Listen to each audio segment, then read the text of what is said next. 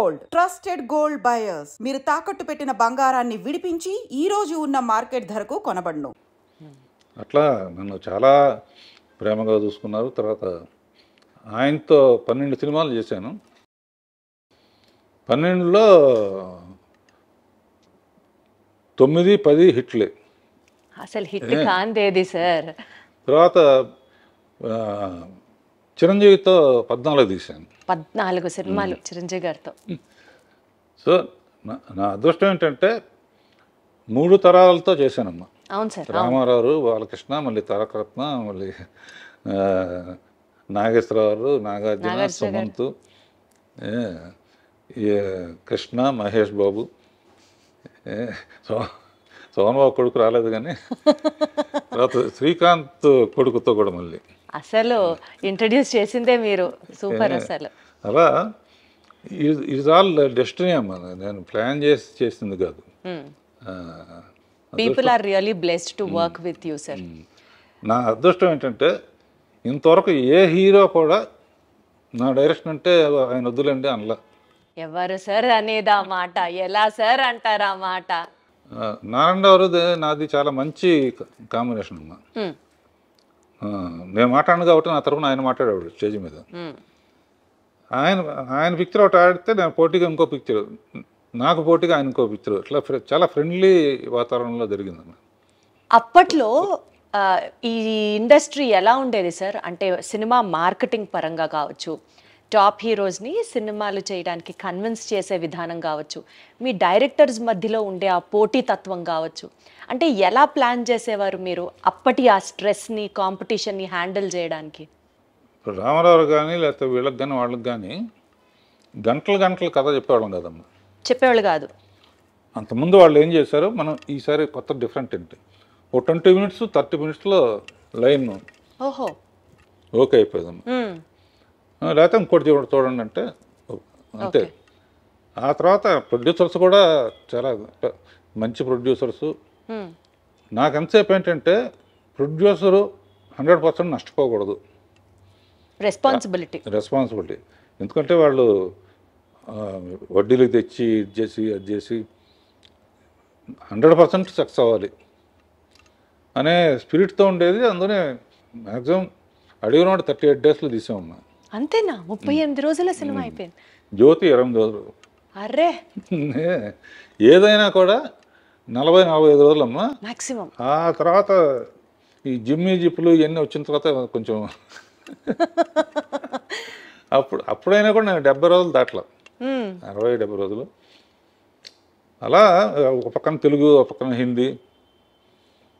ఊరికి మనగాడు తెలుగులో కృష్ణతో పెద్ద సూపర్ హిట్ మా. అది చూసి జితేంద్ర మా హిందీలో తీద్దామని. అప్పుడు ఏంటంటే 16 ఏళ్ళ వయసు తెలుగులో హిట్ అయింది, హిందీలో శ్రీదేవి చేస్తే ఆడలా. అయినా కూడా జితేంద్ర శ్రీదేవిని పెడదామంటే ఓకే అన్నాడు. లేకపోతే అమ్మాయికి అట్లా మన సౌందర్య ఇంటర్వ్యూలో కూడా అమ్మాయి చెప్పింది అసలు. అండ్ చాలా అన్ఫార్చునేట్ విషయం ఏంటంటే లాస్ట్లో అమ్మాయి మామ్ అనే సినిమా తీసింది కదమ్మా, రీసెంట్గా రిలీజ్ అయింది. అవును. ఇక్కడ ఆడియో ఫంక్షన్ తెలుగులో కూడా చేయడానికి నన్ను చీఫ్ గెస్ట్గా పిలిచి అమ్మాయి కాంబినేషన్లో 24 సినిమాలు చేశాను. 25th ఫిలిం కూడా మనం చెయ్యాలని నాకు ఆడ నమస్కారం పెట్టింది. ఆ తర్వాత దేవలోకానికే వెళ్ళింది. అతిలోక సుందరి దేవలోకానికే వెళ్ళిపోయింది. చాలా ఇండస్ట్రీకి అంటే మ్యాక్సిమం సర్వ్ చేసింది, అట్లాంటి డెత్ ఉండకూడదు. అవును సార్. అవును సార్. ఇందాక మీరు చెప్పినట్లుగా శ్రీదేవి గారితో 24 సినిమాలు చేశారు, 11 సినిమాలు ఎన్టీఆర్ గారితో చేశారు, 14 సినిమాలు చిరంజీవి గారితో చేశారు. అసలు ఇట్లా చెప్పుకుంటూ పోతే ఏఎన్ఆర్ గారితో, శోభన్ బాబు గారితో, కృష్ణరాజు గారితో ఇట్లా చాలా సినిమాలు చేశారు కదా. అప్పట్లో ఆ హీరోస్లో ఉండేటువంటి ఆ చరిష్మాటిక్ ఎక్స్పీరియన్స్ మీతో ఎట్లా ఉండేది సార్? నాగేశ్వరరావు, రామారావు వాళ్ళు మా నాన్నగారు తరం అమ్మ. చాలా గౌరవంగా ఉండేది. వాళ్ళ ఎక్స్పీరియన్స్ మాతో షేర్ చేసుకోవటం. ఎందుకంటే వాళ్ళకి కూడా వాళ్ళకి ఆ టైంలో ఏంటంటే యంగ్ డైరెక్టర్స్ కావాలి వాళ్ళకి. ఎప్పుడైనా కొత్తదే సెలెక్ట్ చేసుకుంటారు కదా, అట్లా అందరూ అసలు చాలా హ్యాపీగా ఆడతా పాడతా తీసేవాళ్ళం అమ్మ, కథల విషయంలో కానీ రిలీజ్ అయిన తర్వాత కానీ. అండ్ ఇంకో గొప్ప విషయం ఏంటంటే ఓ పిక్చర్ ఒక ఆడపోయినా కూడా ఈ డైరెక్టర్ వద్దు ఇంకో డైరెక్టర్ పెట్టుకుందాం అనే సిస్టమ్ లేదు అప్పుడు. రంగారావు కానీ ఎవరైనా కూడా హీరోలు అందరూ, చిరంజీవి గారితో కూడా నాకు హిట్లు ఉన్నాయి, ఫెయిల్యూర్స్ కూడా ఉన్నాయి. ఫెయిల్యూర్ అయిందని చెప్పి మన డిస్కౌంట్ డైరెక్టర్ వద్దు అన్నట్టు లేదు, ఈక్వల్గా షేర్ చేసుకునేవాళ్ళం. ఓకే, తప్పు జరిగింది నెక్స్ట్ కరెక్ట్ చేసుకుందాం అని. అట్లా చాలా ఫ్రెండ్ ఇప్పుడు కూడా అంతా సరదాగానే ఉంటారు. ఇప్పుడున్న జనరేషన్లో వాళ్ళు తీసే పిక్చర్లు నాకు నచ్చిందంటే డెఫినెట్గా నాకు ఫోన్ చేసి అప్రిషియేట్ చేస్తారు. చేస్తే నేనే వస్తానండి అని చెప్పి వచ్చేవారు. అప్పుడప్పుడు డైరెక్టర్స్ అందరం కలిసి ఈ బ్యాచ్ డైరెక్టర్స్ అందరూ మా ఇంట్లో పార్టీ చేసుకుంటా ఉంటాం. అబ్బో, అదే అడగబోతున్నాను. అంటే డైరెక్టర్స్ ఇప్పటి వాళ్ళని మీరు అప్రిషియేట్ చేయడమో చాలా పెద్ద విషయం.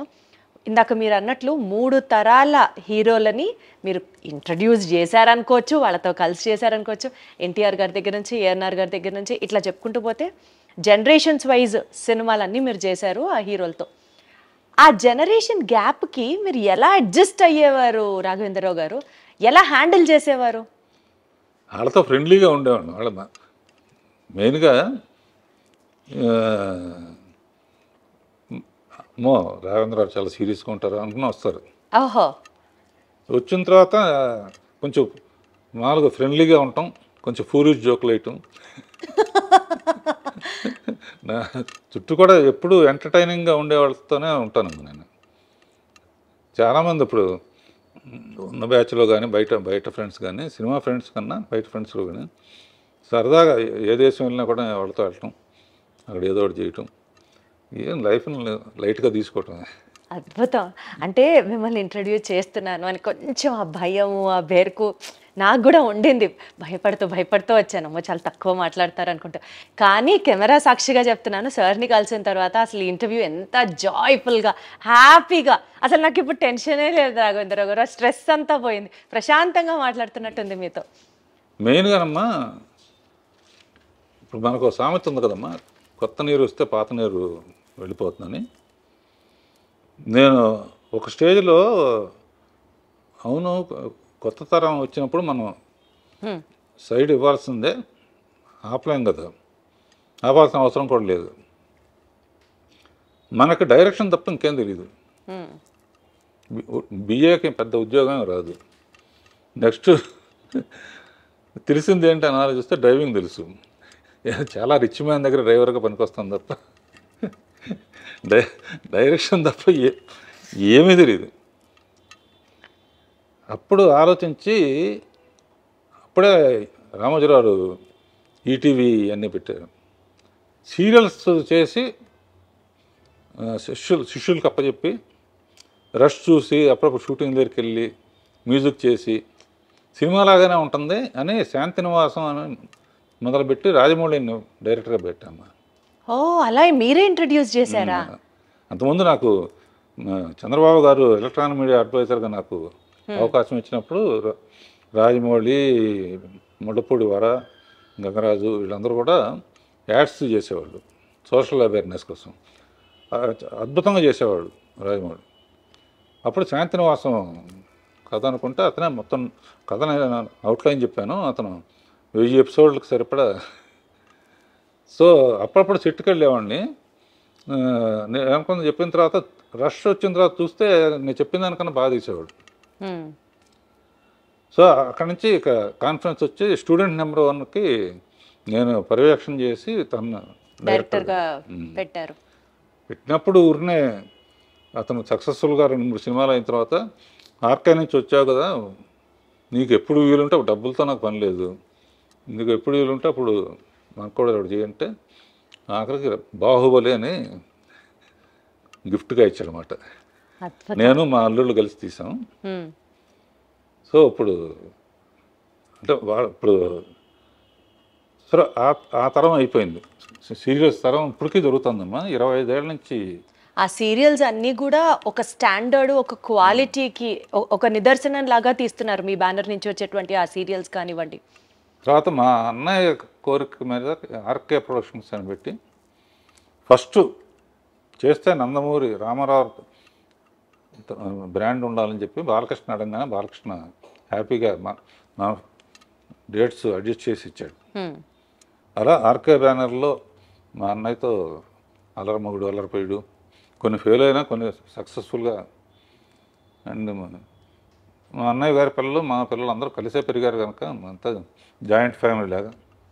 సక్సెస్ఫుల్ జాయింట్ ఫ్యామిలీ అంటే మీరు ఎక్కడి నుంచి వచ్చారంటే రాఘవేంద్ర గారు ప్రాపర్గా ఆ ఫ్యామిలీ ఎథిక్స్, బాండ్స్, లైఫ్లో కొన్ని వాల్యూస్ ఇవన్నీ పాటిస్తూ ఈ స్థాయికి వచ్చారు కాబట్టి మేమందరం ఇవాళ రోజున అంత గౌరవంగా గర్వంగా మీ వైపు చూస్తాం. That's all because of your brought up, మీ వాల్యూస్, మీ ఎథిక్సే ఇవన్నిటికీ కారణం అనిపిస్తుంది నాకు. మిమ్మల్ని ఇలా కలవడం, ఇంటర్వ్యూ చేయడం అసలు నాకు వేరే లెవెల్గా ఉంది. మీ సినిమాలో చాలా వేరియేషన్స్ ఉంటాయి. యాక్షన్, డ్రామా, కామెడీ, రొమాన్స్, జానపదం, మైథాలజీ, ఇలా చెప్పుకుంటూ పోతే లిస్ట్కి కామా కామా కామా యాడ్ చేసుకుంటూ వెళ్ళాలి. వీటిల్లో మీకు బాగా నచ్చిన జానర్ ఏది? నాకు అన్ని జానర్స్ ఇష్టం అమ్మా, ఏది చేసినా సిన్సియర్గా చేస్తాను.